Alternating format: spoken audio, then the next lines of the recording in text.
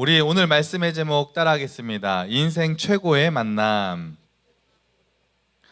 여러분, 한 사람이 한 평생을 살면서 몇 사람을 우리가 만나게 될까요?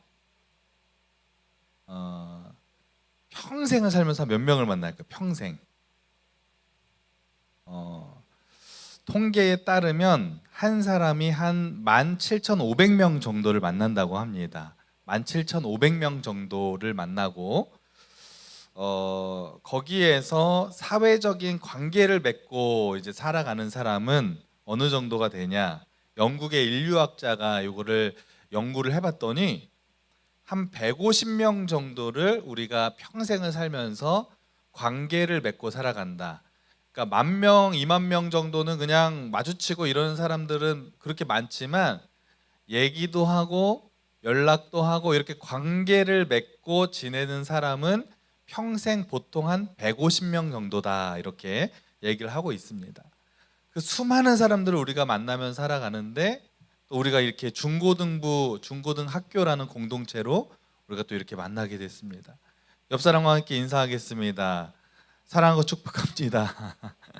네, 우리가 이게 우연인 것 같지만 하나님이 또 이렇게 다 만나게 해주신 줄로 믿습니다. 여러분, 지금까지 살면서 어떤 만남이 가장 기억에 많이 남으시나요? 나 지금까지 많은 사람들 만났는데 이 사람은 진짜 내가 기억에 많이 난다. 한번 마음속으로 떠올려 보시기 바랍니다. 오늘 본문에 성경에서의 수많은 만남 중에서 너무너무나 극적인 만남이 소개가 되고 있어요. 이 만남을 통해 정말 놀라운 일들이 벌어지는 것을 볼 수 있습니다. 그 주인공이 오늘 본문 27절에 나오는데 어떤 내용인지 한번 다 같이 한번 읽어볼까요? 사도행전 8장 27절 말씀을 한번 자막을 띄워주시고 다 같이 한번 읽어보겠습니다. 시작.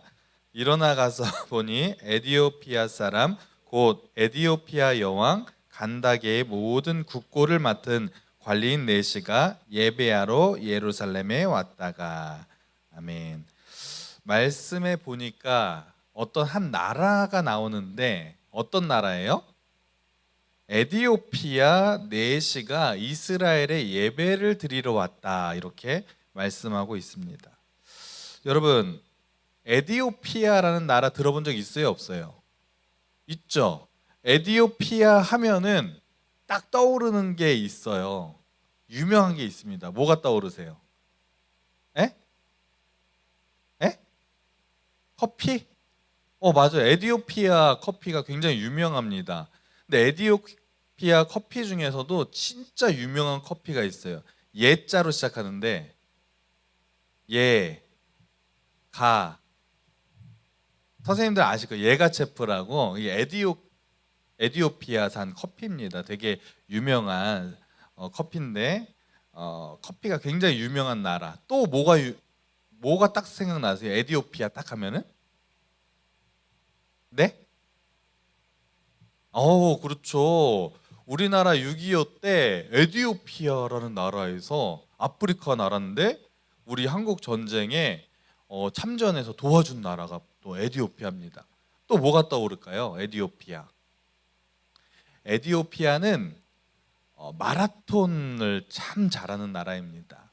이렇게 마라톤 대회 같은 거 보면 아프리카 선수들 있죠. 대표적인 나라가 케냐, 그 다음이 이제 에디오피아 선수들이 마라톤 정말 잘합니다. 그래서 2024년도 파리올림픽 우승자가 바로 이 에디오피아 남자부에서 우승자가 나왔고, 2025년 이제 런던 마라톤 대회 우승자는 에디오피아 여자가 이제 여자부에서 우승을 이렇게 할 정도로 현재도 굉장히 마라톤을 잘하는 나라가 이 에디오피아라는 나라입니다.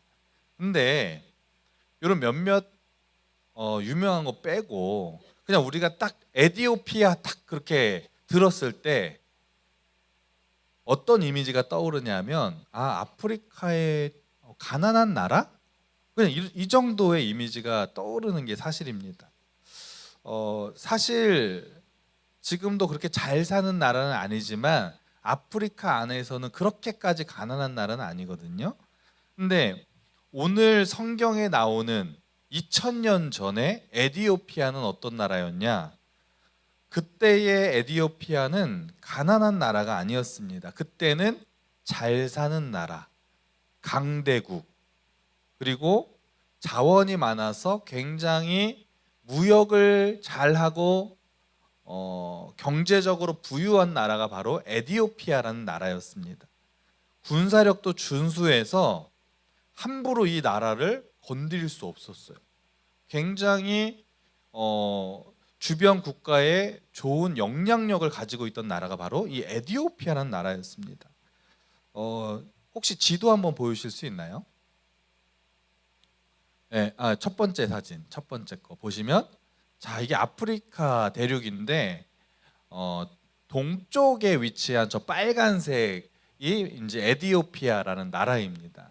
여기에 있는 나라인데 지금도 인구가 한 1억 3천만 명 정도 사는, 그래도 꽤 많은 인구가 사는 나라입니다. 사진 내려주시고요. 근데 이 나라의 내시가 이스라엘의 예루살렘 성전이 있었는데 거기에서 예배를 드리러 왔다라고 성경의 말씀에 기록하고 있습니다. 우리가 오늘 주일이 되어서 삼부 예배를 드리러 충만성전, 숭의교회 충만성전에 이렇게 나와서 예배를 이렇게 드리지 않습니까? 근데 보통 가까운 데 사는 친구는 그냥 걸어서 한 3분이면 오는 친구도 있어요. 근데 어떤 친구는 저기 부평, 부천에서 오는 친구도 있고 서구에서 오는 친구도 있고, 그래서 막 버스 타고 지하철 타고 막 1시간이 넘게 걸려서 오는 친구들도 있거든요. 쉽지 않죠. 그럼에도 불구하고 열심히 예배하는 모습이 얼마나 예쁘고 감사한지 몰라요. 그런데 오늘 이 에디오피아 내시가 자기의 나라에서 이스라엘까지 예배를 하고 오는 건 결코 쉽지 않았습니다. 왜냐하면 일단 거리가 어마어마합니다. 아까 두 번째 지도 한번 보여주시겠습니까? 자, 요 밑에 쪽에 아까 에디오피아 보여드렸는데 저 위쪽에 이제 이스라엘이 있습니다. 저기를 가려면요, 이 거리가 어느 정도 거리냐면 1500km가 되는 거예요. 그러니까 지금 이 에디오피아 내시가 자기 나라에서 이스라엘까지 가려면 1500km를 가려면, 그 당시에는 뭐 도로도 발달하지 않았기 때문에 보통 한 2달 정도 걸려서 갈 수 있는 거리였습니다. 사진 내려주시고, 아니 예배 한번 드리려고 2달을 걸려서 예루살렘 성전까지 갔다. 여러분 이해가 가시나요? 어떻게 여러분 에디오피아의 내시가 그렇게 먼 나라 이스라엘까지 가서 예배를 드렸을까? 왜 그렇게까지 했을까? 왜 그랬을까요? 아니, 자기 나라에서 예배를 드릴 수도 있는 거잖아요. 왜 거기까지 갔을까?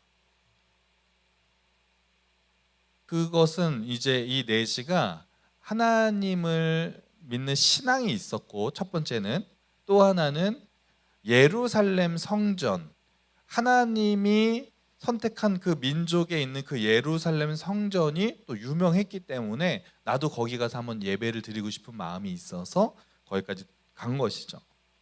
여러분, 근데 참 신기한 게, 아니 아프리카라는 나라가 어떻게 이스라엘의 예루살렘 성전을 거기를 갈 수 있었을까? 어떻게 이 아프리카 사람은 하나님을 어떻게 알 수 있었을까? 거리도 먼데, 그 당시에 막 복음이 세계적으로 막 이렇게 펼쳐지지 않았던 시기인데도 아프리카에서 어떻게 왔을까요? 이거를 알기 위해서는 그 당시에 아프리카 내시가 예루살렘을 가기 전에 1000년 전으로 돌아갑니다. 1000년 전에 솔로몬이라는 이스라엘의 세 번째 왕이 이스라엘을 다스릴 때, 솔로몬이 제일 유명한 게 뭐예요? 뭐가 뛰어나요? 지혜가 뛰어나죠. 그 당시에 솔로몬이 지혜가 뛰어나다는 것이 전 세계에 아주 소문이 다 났었어요. 그러니까 이 소문을 들었던 많은 나라들이 진짜 이 솔로몬 왕이 진짜 지혜가 뛰어난지 보고 싶어서 많이 방문을 했다고 합니다. 근데 그때 누가 방문을 했냐면 이 에디오피아의 여왕이 진짜냐? 나도 한번 보고 싶다 그래서 그 1500km의 거리를 가서 솔로몬을 직접 만난 적이 있었어요. 그리고 솔로몬에게 직접 질문을 막 던졌는데 솔로몬이 너무 막 대답을 잘하고 이러니까 야 진짜네 그러면서 감탄을 하고 돌아갔다는 내용이 성경에 기록이 되어 있습니다. 많은 선물을 솔로몬에게 바치고 그리고 그때부터 이 에디오피아란 나라와 이스라엘의 문화적인 종교적인 교류들이 계속 있었습니다. 그러다 보니까 하나님을 향한 신앙이 하나님을 믿는 사람들이 생기게 되었고 그 영향으로 1000년이 지나서 이 에디오피아의 넷이라는 사람도 하나님을 알게 되었고 믿음이 생겼고 그럼 나도 한번 이스라엘이라는 나라에 가서 예배를 한번 드려보고 싶다. 그래서 1500km를 걸려서 지금 예배를 드리고 다시 자기의 고향으로 돌아가는 내용이 오늘 27절 말씀에 기록이 되어 있는 것입니다. 여러분 근데 궁금한 점이 또 하나 있어요. 넷이? 여러분 넷이 하면은 어떤 이미지가 떠오르세요? 그렇죠. 손으로 거의 가리킬 필요는 없는데 뭘 잘라요? 너무 이렇게 예배 시간이 좀 민망하지만 넷이 하면은 맞아요. 우리 도훈이가 정확히 얘기했어요. 뭐가 없잖아 넷이. 그러다 보니까 목소리도 막 이렇게 하고 우리가 사극 같은데 보면은 굉장히 넷이 이제 신하들 이렇게 뭐 조선 시대의 그런 신하들 이미지가 떠오릅니다. 그런데 성경에 나오는 지금 에디오피아 넷이는 아까 27절 말씀에 보니까 여왕 간닥의 모든 국고를 맡은 사람이라고 써 있었습니다. 그 당시에 왕이 남자가 아니라 여왕이었는데 모든 국고를 맡은 넷이, 그러니까 지금의 우리가 알고 있는 넷시의 개념이랑 다르고 굉장히 높은 고위 관리직에 그런 있었던 사람이었습니다. 지금으로 말하면 한 나라의 재무부 장관 또는 국무총리에 해당하는 굉장히 높은 위치에 있는 사람이었어요. 근데 그 사람이 이스라엘까지 와서 예배를 드리고 지금 돌아가는 길이었습니다. 근데 이 사람이 이제 예배를 드리고 나서 얼마나 하나님을 알고 싶은 신앙의 뜨거운 열정이 있었냐 하면 수레를 이제 타고서 조국으로 이렇게 돌아가는데 그 수레 안에서 뭘 하고 있냐면 말씀을 읽고 있었습니다. 하나님의 말씀을 열심히 그 마차 안에서 읽고 있는데 뭘 읽고 있었냐면 이사야 말씀을 읽고 있었어요. 근데 말씀을 열심히 읽긴 하는데 이게 도대체 무슨 말인지 이해가 안 가는 거예요. 그래서 너무 이 내시가 이게 무슨 말일까 그러면서 너무 고민하고 궁금하고 답답한 마음으로 그것을 읽고 있는 장면이 오늘 본문에 기록이 되어 있습니다. 그런데 그때 한편에서는 어떤 일이 일어났냐, 빌립이라는 사람이 등장합니다. 오늘 본문에. 여러분 빌립 하면은 누가 떠올라요? 빌립 그러면 예수님의 12제자 중에 한 명이 떠오르는데 여기에 나오는 빌립은 예수님의 제자 빌립이 아니라 제가 지난주에 초대교회가 막 부흥할 때 12명의 사도들이 막 사역을 열심히 하는데 초대교회 안에 사람이 막 10,000명이 막 넘어가고 막 부흥하다 보니까 갈등이 일어났다 그랬죠. 그래서 사도들이 다 감당할 수 없으니까 몇 명의 리더를 뽑았다 그랬죠? 몇 명이요? 7명의 리더를 뽑았다 그랬어요. 7명의 집사를. 근데 그때 누가 뽑혔다 그랬죠? 돌에 맞아 죽은 사람? 스데반이 그때 뽑혔다 그랬죠. 그 7명의 리더 중에 한 명이 스데반 말고 이 빌립도 한 명이었습니다. 대단한 사람이죠.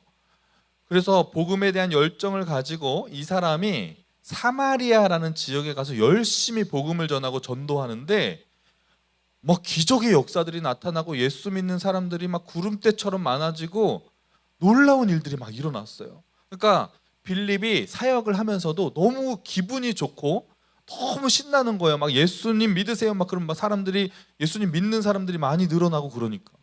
그래서 막 매일매일 기쁘게 사역을 감당하고 있는데 갑자기 하나님의 음성이 들려옵니다. 빌립아, 너 여기를 떠나라. 그러면서 너 저기 사막으로 가라. 그러는 거예요. 아니 하나님, 저 지금 여기 복음 전하는 일, 사람 많은 곳에서 복음을 전해야지, 사막은 사람도 한 명 없는데 거기 가면 어떡합니까? 따지지 않고 뭔가 이해는 안 갔어요. 왜 그랬을까? 하나님 왜 사람이 없는 사막으로 지금 가라고 하시지? 의문은 들었지만 빌립이 하나님의 말씀에 순종해서 가사라는 지역으로, 사막으로 갔는데, 사마리아라는 지역에서 가사까지 걸어가는데 거리가 100km가 됐습니다. 100km는 며칠 걸려야 되는 거리예요. 한 3, 4일 정도 걸려서 거길 갔어요. 그리고 하나님이 가라고 한 장소에 거의 다 도착했는데 거기에 지금 누가 지나가고 있었을까요?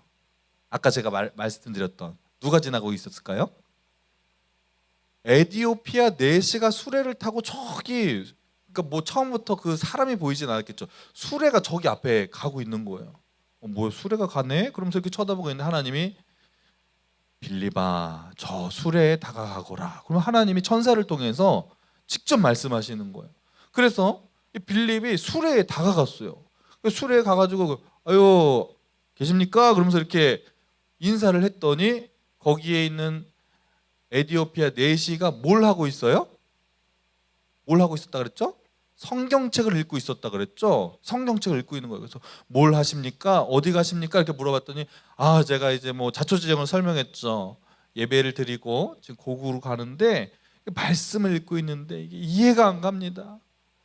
누가 가르쳐 주는 사람도 없고 제가 너무 답답해합니다. 그랬더니 빌립이 아유 그러십니까? 그러면서, 빌립은 그 당시에 성령이 충만했기 때문에 하나님의 말씀을 아는 지혜가 뛰어난 사람이었어요. 그래서 이 에디오피아 내시가 궁금해하는 그 말씀을 같이 수레에 타가지고 그냥 아주 그냥 1대1 개인 과외를 해주면서 이거는 이거고 이렇게 딱 설명해 주니까 에디오피아 내시가 얼마나 기쁜지 그냥 아이고 그렇군요 그러면서 너무 감사해서 너무 은혜를 많이 받은 거예요. 그리고 이 빌립으로부터 세례를 받고 예수님을 믿고 완전히 변화되는 삶을 살아가게 됩니다.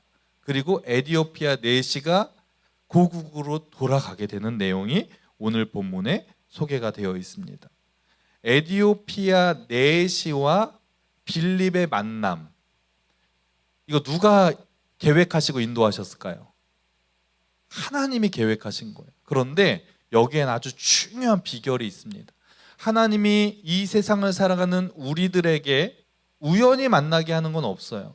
여러분이 지금 이 자리에 있고 여러분이 어떤 선생님을, 어떤 반에 어떤 선생님을 지금 만나서 분반 공부를 하고 지금 학교에선 누구를 만나고 이런 것들이 우리의 생각에는 우연인 것 같지만, 그리고 여러분이 지금 오늘 이 시간에 3부 예배를 드리러 왔고 이 시간에 이 말씀을 듣는 것조차도 다 하나님의 계획 안에 있는 줄로 믿습니다.